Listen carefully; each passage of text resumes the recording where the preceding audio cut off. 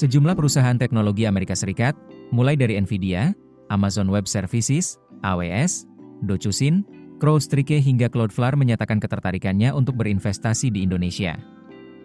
Sekretaris Kementerian Koordinator Bidang Perekonomian Susiwijono Moegiarso mengatakan, minat tersebut mengemuka dalam pertemuan Menko Perekonomian Airlangga dengan dunia usaha, khususnya di bidang ekonomi digital.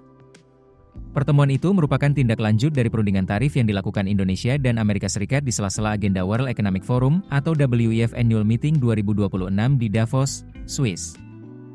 Sebagai perwakilan dari dunia usaha Indonesia, turut hadir dalam pertemuan Nongsa Digital Park yang menjadi pengelola kawasan ekonomi khusus, KEK, di Batam, Kepulauan Riau.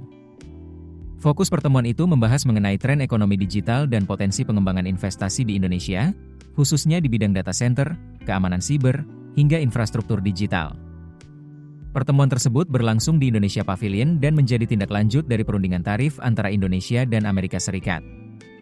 Ketertarikan investor asal AS tersebut muncul setelah mendengar paparan Presiden RI Prabowo Subianto dalam WEF Annual Meeting 2026. Presiden Prabowo menghadiri forum tersebut pada Kamis, 22 Januari 2026, bersama sejumlah Menteri Kabinet Merah Putih, termasuk Menko Perekonomian Airlangga Hartarto.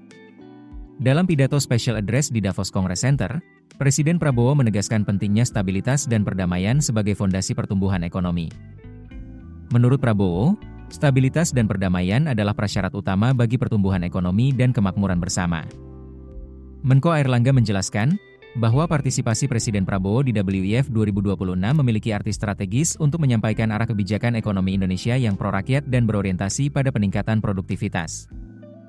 Menurut Airlangga, Presiden Prabowo telah menjelaskan secara lengkap program-program ekonomi prioritas di bawah kepemimpinannya yang pro-rakyat, dengan mendorong kolaborasi antara pemerintah dan dunia usaha.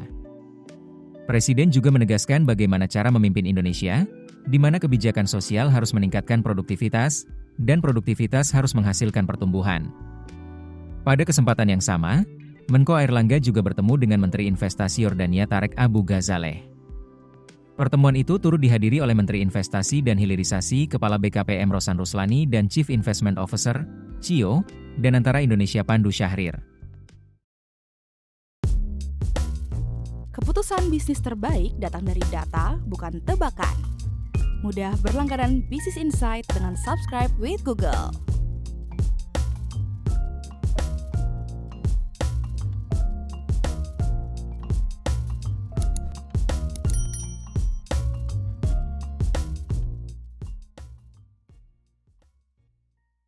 Download aplikasi Kontan sekarang di App Store atau Play Store.